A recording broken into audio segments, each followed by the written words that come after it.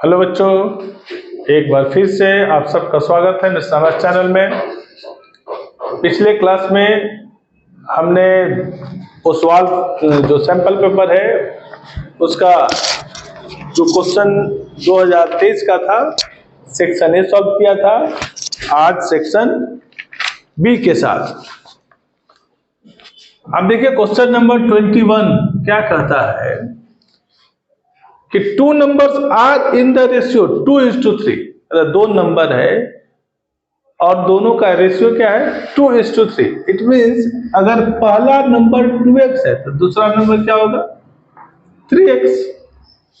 पहला number 2x है तो दूसरा क्या हुआ 3x। कहता है क्या एंड देयर एलसीएम इज 180। अब देखो 2x है एक नंबर, दूसरा नंबर 3x, तो LCM of 2x, LCM of 2x and 3x, 2x और 3x का LCM क्या होगा 2 3 का LCM 6 और एक x 6x। अब कहता है कि LCM दिया हुआ है 180। इट मीन्स जो 6x है वो 180 के बराबर है, तो x इक्वल टू कितना आया हमारा 180 डिवाइडेड बाई 6 30। कितना आया 30। कहता है what is the HCF of this numbers. 2x और 3x का एचसीएफ होगा क्या x। HCF of 2x and 3x equals to x and x है कितना 30। सो एचसीएफ कितना होगा 30। क्वेश्चन 22 कहता है इफ 1 0 ऑफ द पॉलिनोमियल, एक पॉलिनोमियल है उसका एक जीरो, कहता है if 1 0 of the polynomial is reciprocal the other. एक पॉलिनोमियल का एक जीरो दूसरे का रेसिप्रोकल है, यानी एक अगर अल्फा है तो दूसरा 1/अल्फा है। रेसिप्रोकल है इट मींस क्या प्रोडक्ट ऑफ जीरोस 1 होगा। तो देखना है इस क्वेश्चन में करना क्या है हम लोग को। एक पॉलिनोमियल px है और वो है क्या 6x square plus 37x, 6x square plus 37x minus k minus 2। 6x square plus 37x minus k minus 2। अगर इसका एक जीरो एक अल्फा है तो दूसरा कितना होगा 1/अल्फा 1/अल्फा। अगर इन दोनों का प्रोडक्ट यानी प्रोडक्ट ऑफ जीरोस क्या होता है c/a। यहां c कितना है माइनस k माइनस 2 और a कितना है 6। ये दोनों कैंसिल आउट हुआ तो क्या बचा 1। तो 6 equals to minus k plus 2।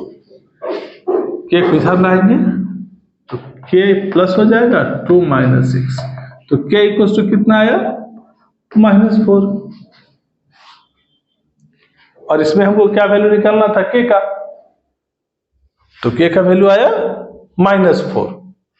अब क्वेश्चन नंबर 23। क्वेश्चन नंबर 23 में दो पार्ट है a और b, और एग्जाम में दोनों में से कोई एक करना है, लेकिन अभी तो हम लोग सिर्फ सीख रहे हैं तो हम लोग दोनों क्वेश्चन को सॉल्व करेंगे। क्वेश्चन 23 और क्वेश्चन 23 में दो पार्ट है। ए कहता है क्या कि find the sum and product of roots of the quadratic equation 2x square minus 9x plus 4 equals to 0। 2x square minus 9x plus 4 equals to 0। अब मान लेते हैं कि अल्फा और बीटा इसका रूट्स है, तो अल्फा प्लस बीटा क्या होगा, तो अल्फा प्लस बीटा का फॉर्मूला क्या होता है -b/a। यहां b कितना है यानी कोफिशिएंट ऑफ x -9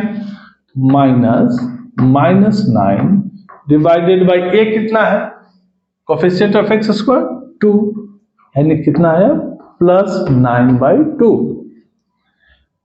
फिर कहता है product of roots, it means alpha multiplied by beta, यानी alpha into beta. Alpha into beta क्या होता है? C by A. C means constant term, यहाँ कांस्टेंट टर्म कितना है? 4, और ए कितना है? Coefficient of X square 2, 4 divided by 2, यानी सम ऑफ जीरोज आया 9/2 और प्रोडक्ट ऑफ जीरोज आया 2। अब इसका सेकेंड पार्ट यानी बी, और यहां देखना है ये लिखा हुआ है और, यानी हमको ए सॉल्व करना है या बी। एग्जाम में हम दोनों में से कोई एक सॉल्व करेंगे। बी कहता है find the discriminant of the quadratic equation. Quadratic equation दिया है 4x² माइनस 5 इक्वल्स टू 0, और इसका डिस्क्रिमिनेंट पता करता है। डिस्क्रिमिनेंट का फॉर्मूला क्या होता है? b² minus 4ac। b का वैल्यू कितना है? इसमें गौर से देखिए, 4x², x का कोफिशिएंट कितना है? 0 into x minus 5 equals to 0, यानी b का वैल्यू कितना है? 0। तो b² 0² माइनस 4ac, a कितना है? 4, और c कितना है? -5। 0 माइनस माइनस प्लस, 4 4 जा 16, 5 जा 80, यानी डिस्क्रिमिनेंट हुआ 80। तो क्वेश्चन 23 तक समाप्त हो गया है हमारा। अब क्वेश्चन नंबर 24th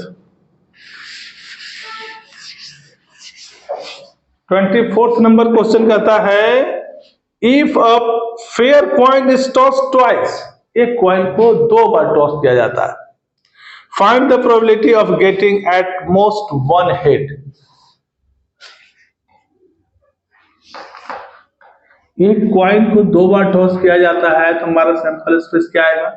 हो सकता है दोनों पर हेड आए, हेड हेड, फिर हेड टेल, और क्या आएगा? टेल हेड भी आ सकता है और टेल टेल भी आ सकता है। टोटल कितना हुआ? Total number of sample space 4। अब देखता है हमको चाहे एट मोस्ट 1 हेड, अधिक से अधिक एक हेड, कम से कम 0 भी चल सकता है, यानी हमारे फेवर में जो होगा वो होगा क्या? HT TH और TT, यानी फेवरेबल आउटकम्स हुआ हमारा, नंबर ऑफ फेवरेबल आउटकम्स 3। तो प्रोबेबिलिटी क्या होगा? NE by NS, 3/4। अब क्वेश्चन नंबर 25 है।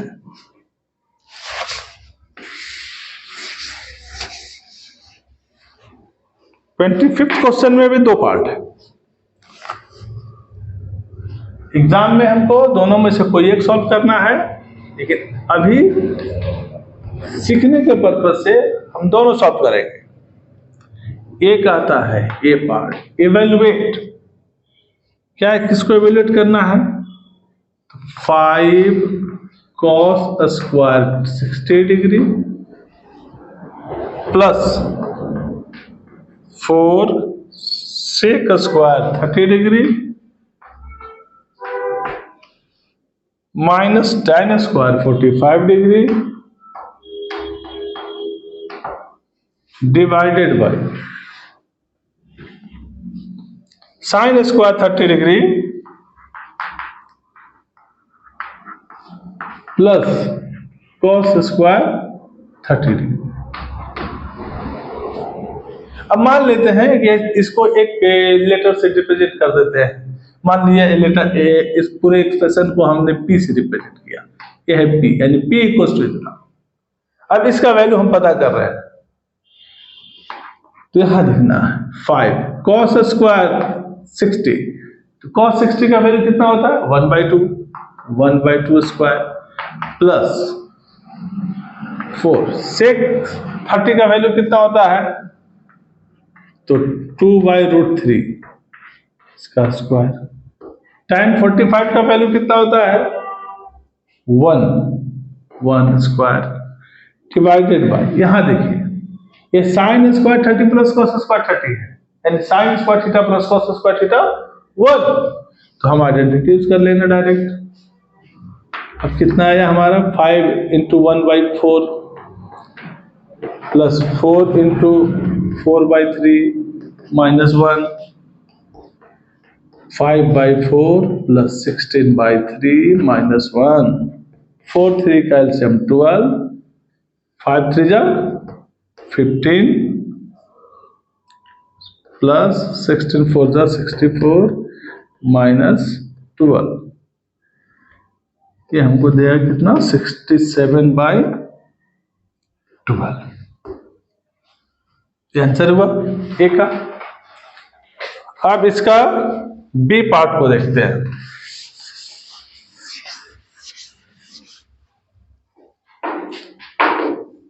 बी कहता है कि if A and B are acute angles, A और बी एक्यूट एंगल है, इसमें साइन ए माइनस बी का वैल्यू दिया है, देखना है गौर से। साइन ए माइनस बी दिया है 0, तो साइन थीटा का वैल्यू 0 कब होता है? साइन ए माइनस बी, तो साइन 0। ए माइनस बी कितना होगा? After comparing we get A minus B equals to 0। ये हमारा पहला इक्वेशन हुआ। दूसरा देखना है, दूसरा में क्या दिया है? 2 cos a plus B minus 1 equals to 0। इसको सिंप्लीफाई करेंगे तो क्या आएगा? cos a plus B equals to 1/2, cos a plus B 1/2 है, इट मीन्स cos 60 डिग्री। यहां कंपेयर करेंगे तो क्या आएगा हमको? a plus B 60 degree. तो दो इक्वेशन आया हमारे पास, a माइनस बी 0 डिग्री और a प्लस बी 60 डिग्री। अब इन दोनों इक्वेशन को सॉल्व करके हम वैल्यू निकालेंगे किसका? a और b का। तो यहां हम लिखते हैं adding equation first and equation second. इन दोनों इक्वेशन को हम ऐड कर लेते हैं। क्या मिलेगा हमको? a माइनस बी कितना है? 0 और a प्लस बी कितना है? 60। ऐड करेंगे तो कितना आएगा? b कैंसिल हो जाएगा। 2a इक्वल्स टू कितना आया? 60। देयरफॉर a कितना आएगा? 60 डिवाइडेड बाय 2, 30 डिग्री। a का वैल्यू कितना हुआ? 30 डिग्री। अब इक्वेशन फर्स्ट क्या था हमारा? इक्वेशन फर्स्ट था a minus B equals to 0।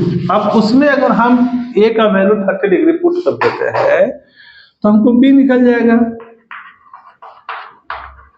Putting the value of a in equation first, then we get, क्या मिला हमको? 30 degree minus B equals to 0, therefore b equals to 30 degree. It means angle a का भी value 30 degree और b का भी value 30 degree. ये हमारा सेक्शन बी यहां पर कंप्लीट हुआ। अब सेक्शन सी, क्वेश्चन नंबर 26। इसमें भी दो क्वेश्चन है। एक कहता है how many terms are there in an AP whose first and fifth terms are -14 and 2। देखना है यहां एपी का फर्स्ट टर्म दिया है, फर्स्ट टर्म यानी ए कितना दिया? -14। फिफ्थ टर्म मान लिया इसका कॉमन डिफरेंस डी है, तो फिफ्थ टर्म कितना होगा? a प्लस 4d, वो कितना दिया है? 2। अब ए का वैल्यू यहां पुट कर देते हैं हम, अगर कितना आएगा -14 प्लस 4d इक्वल्स टू 2। -14 उधर चला जाएगा तो क्या हो जाएगा 2 plus 14 and d equals to 2 plus 14 16 divided by 4 क्या आएगा 4। तो d कितना आया 4। कॉमन डिफरेंस निकल गया हमको। कहता है and the last term is 62। How many terms, यहां नंबर ऑफ टर्म्स निकालना है जिसमें लास्ट टर्म जो है वो 62 दिया है। कॉमन डिफरेंस हमको पता है 4 और फर्स्ट टर्म पता है -14 और लास्ट टर्म कितना है 62। लास्ट टर्म 62, Tn है 62। Tn का फॉर्मूला क्या होता है a plus n minus 1 into D equals to 62 दिया। a का वैल्यू कितना है -14 प्लस n माइनस 1, d का वैल्यू 4 62। हमको पता करना है n, ये -14 उधर चला जाएगा तो n -4 multiplied by 4, n -1 multiplied by 4 equals to 62 plus 14। n -1 equals to कितना होगा 76 divided by 4 19। n equals to 19 plus 1 20। Number of terms कितना है इसमें 20। अब इसका सेकेंड पार्ट क्वेश्चन क्या कहता है,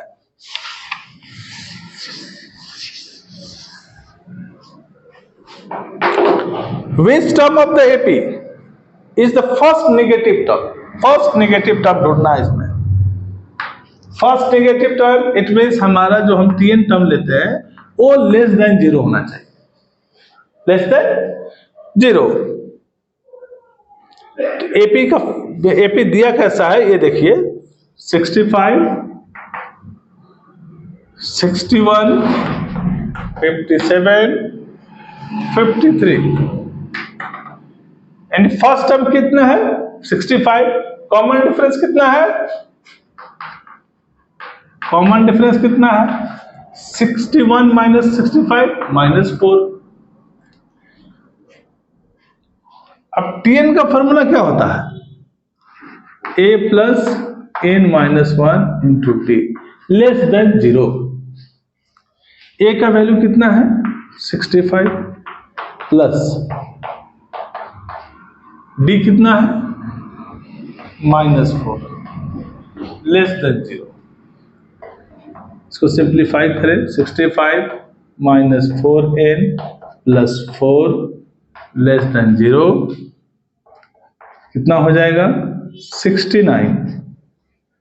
अगर इस 4n को हम शिफ्ट करें उधर तो कितना होता है लेस देन 4n। ये ध्यान रखना है, इनइक्वालिटी हम इस तरह से सॉल्व नहीं करते, उसमें हमको लिखना पड़ता है एडिंग 4n बोथ साइड्स। यानी इनइक्वालिटी को इक्वेशन की तरह सॉल्व नहीं करना चाहिए। तो हम 4n हटाना है तो इधर 4n प्लस करेंगे तो उधर भी 4n प्लस करेंगे, तो इधर का 4n 0 हो जाता फिर इधर प्लस 4n आ जाता, तो हमारा कितना आता 69 लेस देन 4n। अब 69 लेस देन 4n है, it means 4n less greater than 69 होगा। 4n क्या होगा ग्रेटर देन 69 होगा। अब दोनों साइड 4 से डिवाइड कर देते हैं, अगर हम 4 इधर से हट जाएगा इधर 4 आ जाएगा, तो n क्या होगा n ग्रेटर देन 17 होल 1/4। अब कहता है कि n जो होगा वो 17वां टर्म से बड़ा 17 टर्म से बड़ा, तो 17 से जस्ट बड़ा टर्म कौन आता है 18। इट मीन्स 18th टर्म जो होगा वो फर्स्ट नेगेटिव टर्म होगा, यानी हमारा जो आंसर होगा क्या होगा 18th टर्म। क्या होगा हमारा आंसर 18th टर्म। अब हम क्वेश्चन नंबर 27 कहते हैं prove that root 5 is an irrational number. ठीक है, इस क्वेश्चन को तो आना ही है। जब हम सेशन स्टार्ट किए थे तभी बताए थे कि √2, √3, √5, √7 ये चार में से किसी एक न एक को आना ही। अगर इस बार √5 आया है तो मोस्ट प्रोबेबली नेक्स्ट टाइम √2 आए, √3 आए। तो √5 अगर इरेशनल नंबर प्रूव करना है तो करना क्या है, इसमें एकदम समझना है, पैटर्न सीधा सा है। क्वेश्चन नंबर 27 प्रूव करना है कि √5 इज एन इरेशनल नंबर। मान लो कि √5 रेशनल है, let √5 be a rational number, rational number of the form P by Q, where P and Q are co-prime and Q is not equal to 0. Therefore क्या होगा, √5 equals to P by Q। अब दोनों side square कर देते हैं, squaring both side, squaring both sides, then we get क्या मिलेगा हमको, √5 का square equals to P square divided by Q square. √5 का स्क्वायर क्या देगा, 5, P square by Q square. क्या मिला हमको, P square equals to 5Q square, P square equals to 5Q square. याद देखना है, अब P square equals to 5Q square आ गया, इसका क्या मतलब कि P square is divisible by 5, P square equals to 5 into Q square।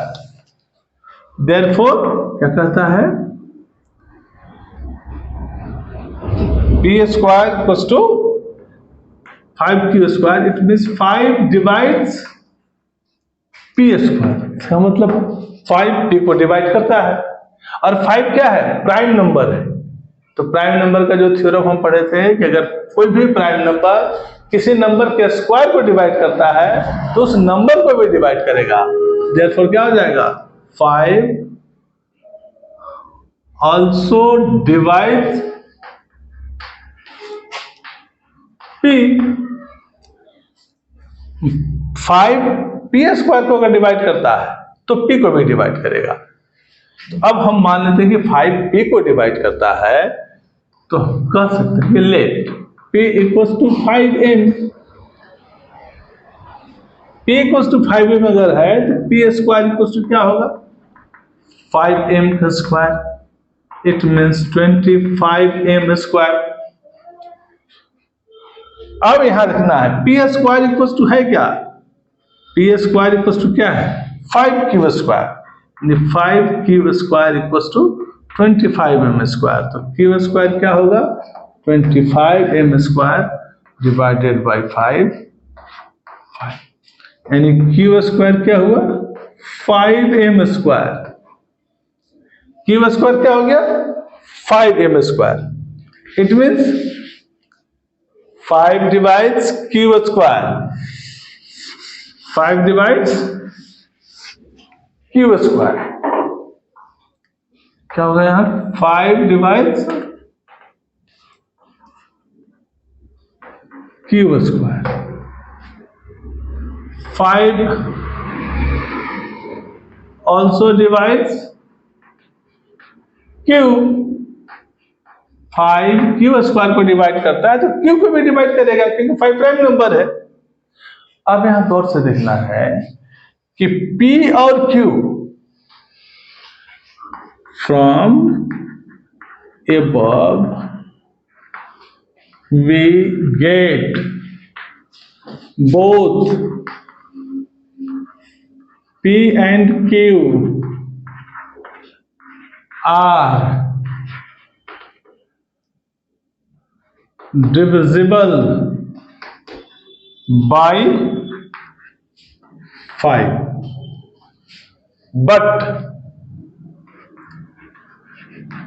it contradicts the fact that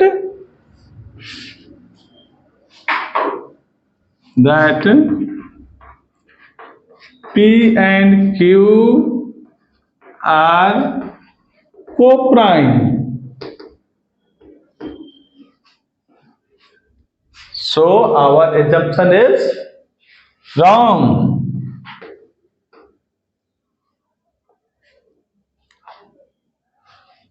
इसके पहले लिख सकते हैं एक जो P और Q क्या हुआ, 5 से डिविजिबल है, और हम माने क्या थे कि P और Q को प्राइम है। को प्राइम है मींस क्या, वो दोनों सिर्फ एक से डिविजिबल हो सकता है, बाकी किसी दूसरे नंबर से नहीं। तो this contradiction arises due to our assumption. This contradiction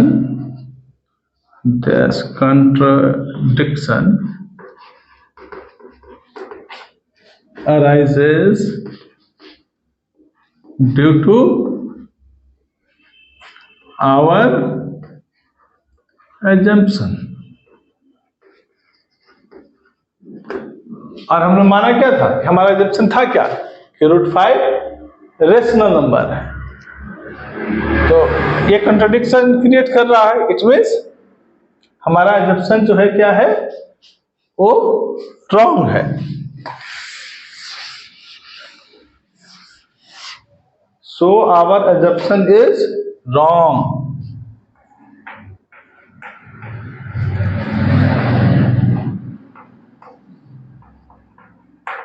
Is wrong. Therefore, √5 is an irrational number. Hence proved.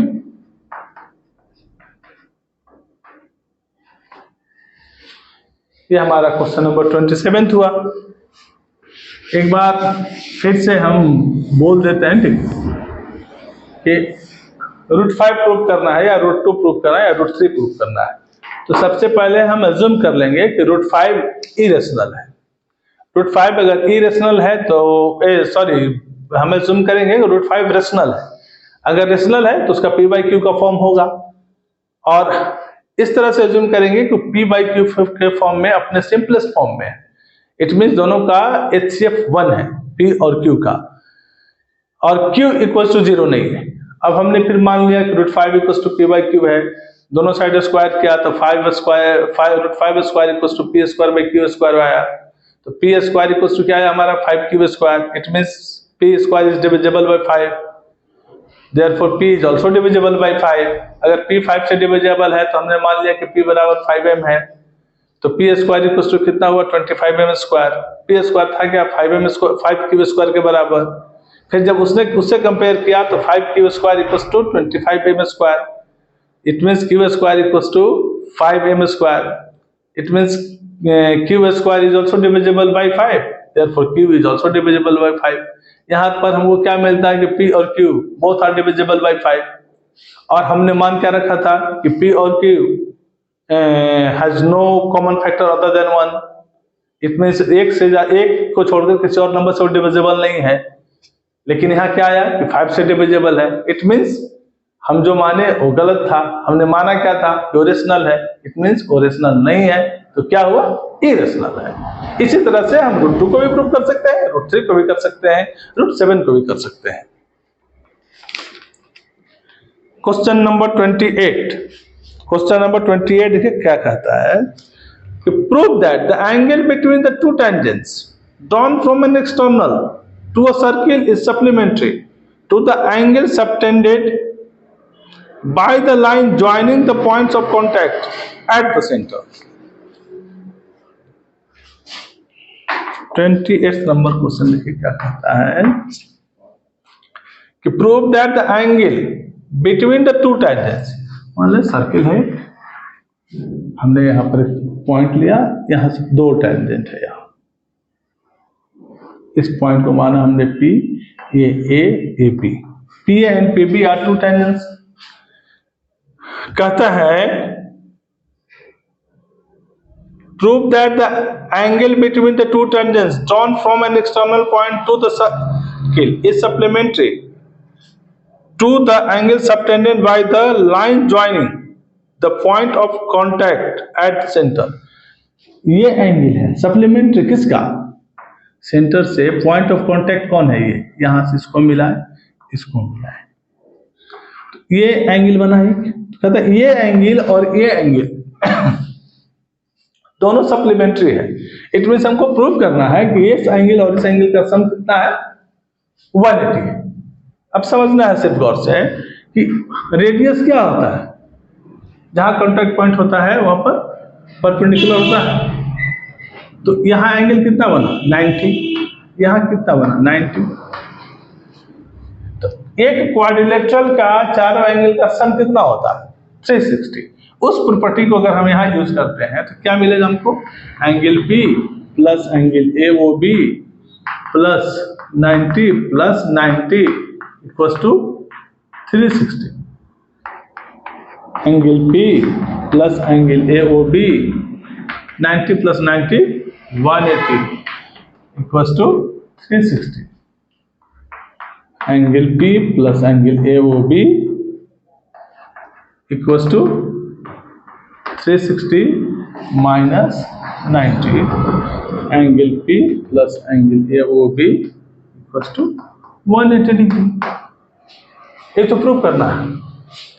एक चीज लेकिन ध्यान देना है, हमने तो ये समझा दिया ऐसे, लेकिन आपको लिखना होगा गिवन टू प्रूव। कंस्ट्रक्शन यहाँ जरूरत नहीं है, इसलिए कोई कंस्ट्रक्शन नहीं लिखेंगे। गिवन टू प्रूव, फिर प्रूफ। तो जो मैनर है डिडक्शन सॉल्व करने का, उसको कंप्लीट करते हुए ही हम सॉल्व करेंगे, तो हमको 100% मार्क्स मिलेगा। इस बात का ध्यान देना है। काम सिर्फ इतना ही है। तो गिवन लिखना तो सारे बच्चे जानते हैं। गिवन क्या है भाई? कि P and PB are two tangents. क्या प्रूव करना है?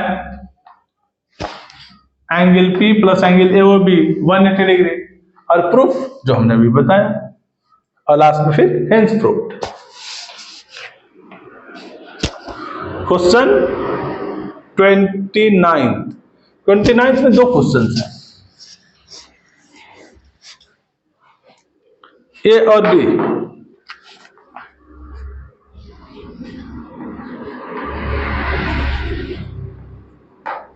क्वेश्चन 29 में एक आइडेंटिटी है, प्रूव करना है। Sine A minus 2 sine cube A divided by 2 cos cube A minus cos A equals to tan A. यहाँ पर LHS लिखेंगे हम पहले। इस 29 का ये है। LHS हमारा कितना है? Sine A minus 2 sine cube A divided by 2 cos cube A minus cos A. लाना हमको क्या है? tan ए। ऊपर में हम कॉमन ले लेंगे क्या? साइन ए। क्या आएगा? 1 माइनस 2 साइन स्क्वायर ए। नीचे कॉमन क्या आएगा? Cos A. क्या बचा? 2 कॉस स्क्वायर ए माइनस 1। अब देखिए गौर से, sine A by cos A tan A, यही तो लाना है। इट मीन्स ये दोनों कैंसिल आउट होने वाला है, ये दोनों बराबर दिखाना है हमको। तो हम एक काम यहाँ कर सकते हैं कि 1 को लिख सकते हैं sine square A plus cos square A minus 2 sine square A divided by, यहाँ क्या है? 2 कॉस स्क्वायर ए। -1 मतलब क्या हो जाएगा, साइनस माइनस साइन स्क्वायर है माइनस कॉस स्क्वायर है, tan है। ऊपर क्या आया, साइन स्क्वायर है -2 साइन स्क्वायर है माइनस साइन स्क्वायर है, यानी क्या है हमारा कॉस स्क्वायर है माइनस साइन स्क्वायर है। डिनोमिनेटर कितना आएगा, 2 कॉस स्क्वायर है माइनस कॉस स्क्वायर है, कॉस स्क्वायर है माइनस साइन स्क्वायर, ये दोनों कैंसिल आउट हो गया, क्या बचा हमारा tan है। RHS आ गया। अब इसका सेकेंड पार्ट बी, वो भी एक आइडेंटिटी है, और ये सब जो आइडेंटिटी है इसको लेफ्ट हैंड से राइट हैंड की तरफ भी जाकर प्रूव कर सकते हैं, RHS से LHS भी ला सकते हैं, या कुछ पार्ट LHS से RHS की तरफ बढ़े फिर RHS से LHS की तरफ बढ़े, दोनों जहां इक्वल हुआ वहां पर छोड़ भी सकते हैं। अच्छा होगा कि हम तो LHS से RHS लाए या RHS से LHS लाए। बी है, इसका लेफ्ट हैंड साइड दिया है क्या, सेके 1 माइनस साइन है इंटू सेके प्लस tan है, इतना इक्वल टू लाना है 1। अब देखना है इससे को इसमें इंटू कर देना है, तो सेके इंटू 1 सेके और सेके इंटू साइन है, क्या होगा इधर, बाकी सेके प्लस tan है। क्या देखना है, सेके हो गया माइनस सेके इंटू साइन क्या होता है, जैसे साइन है और सेक ए है, सेक को नीचे लाएंगे तो क्या हो जाएगा कॉस है, तो साइन ए में कॉस ए कितना हो जाएगा tan ए, यानी सेके इंटू साइन ए को हम tan ए लिख सकते हैं।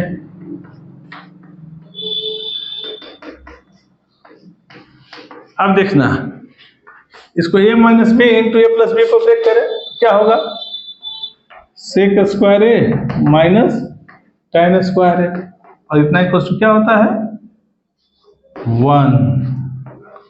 RHS आ गया हमारा। तो हम क्वेश्चन नंबर 29 तक सॉल्व कर लिए। अब क्वेश्चन है 30। क्वेश्चन नंबर 30 क्या कहता है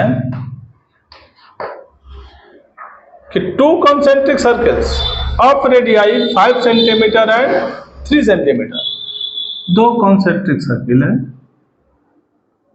कंसेंट्रिक सर्किल मतलब दोनों का सेंटर सेम है, एक का रेडियस 3 और दूसरे का 5, मतलब find the length of the chord of the larger circle which touches the smaller circle.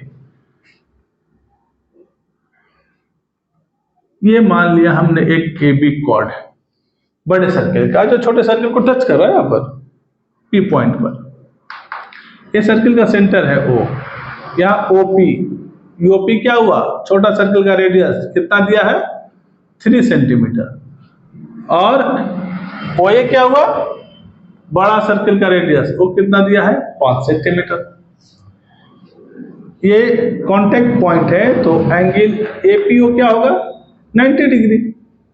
तो अब APO ट्राइंगल में अगर हम पाइथागोरस थ्योरम यूज करते हैं तो AP इक्वल्स टू क्या होगा, स्क्वायर रूट 5 सेंटीमीटर का स्क्वायर 25 माइनस 3 स्क्वायर 9 सेंटीमीटर, यानी रूट 16 सेंटीमीटर, यानी 4 सेंटीमीटर, 4 सेंटीमीटर AP हुआ। AB, और ये हम जानते हैं ना सर्किल में कि अगर सेंटर से कॉर्ड पर परपेंडिकुलर ड्रॉ किया जाए तो कॉर्ड को 2 इक्वल पार्ट में बांटता है, इसमें AB जो है 2 इक्वल पार्ट में बटा हुआ है, AP और BP। तो AB का लेंथ हमको पता करना है, तो AB कितना होगा 2 इंटू AP, यानी 2 इंटू 4 सेंटीमीटर 8 सेंटीमीटर। अब question number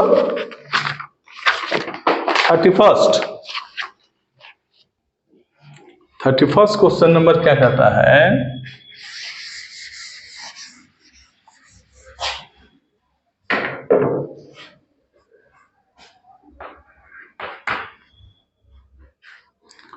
find the value of p for which the quadratic equation है px x minus 2 plus 6 equals to 0। It means क्या होगा, इसको ब्रेक करेंगे तो px square minus 2px plus 6 equals to 0। ये quadratic equation हुआ हमारा। कहता है क्या कि has two equal real roots, इसका रूट रियल है और इक्वल है, तो कहता है उसके लिए p का वैल्यू क्या होगा। तब गौर से देखिए, for equal and real root, for real and equal roots क्या होता है, d इक्वल्स टू 0। d कितना होता है, b square minus 4ac, b कितना है हमारे यहाँ minus 2p square minus 4ac, 4 into p, c कितना 6 इक्वल्स टू 0। कितना आएगा 4p square minus 24p equals to 0। 4p common, p minus 6 equals to 0, यानी p into p minus 6 equals to 0। अब यहां देखता है दो टर्म का प्रोडक्ट दिया है 0, तो या तो पहला टर्म 0 होगा या फिर दूसरा होगा या दोनों 0 होगा। तो अब देखना है कि कौन 0 होगा। तो अगर हम केस फर्स्ट लेते हैं तो क्या आएगा p इक्वल्स टू 0, लेकिन p इक्वल्स टू 0 नहीं होगा क्योंकि p जो है वो x स्क्वायर का कोफिशिएंट है।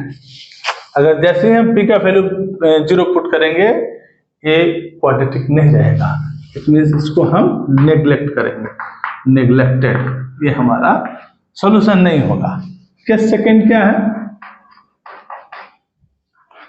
p माइनस 6 इक्वल्स टू 0, यानी p का वैल्यू कितना होगा 6, यानी हमारा आंसर हुआ 6।